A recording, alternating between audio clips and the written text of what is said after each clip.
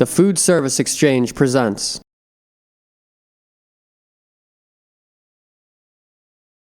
The next thing we're going to do is remove the hand screws. A little bit of water will come out the bottom.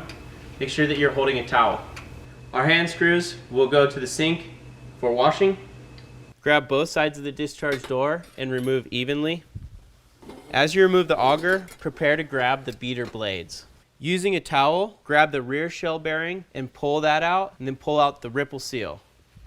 We've got all of our pieces removed and set out for further disassembly, and then we will take them and wash them.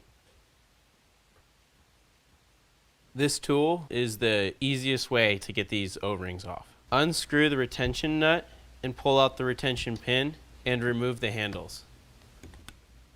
Flip the discharge door over, move the tabs so that you can grab them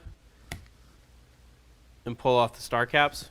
Push out the valve bodies. Grab your O-ring tool and remove the O-rings. Start with the back. If you remove this one first, this one's just going to fall into that groove. The H-ring goes into the middle piece and stops the two products from mixing. Be careful not to break the H-ring when you pull it off.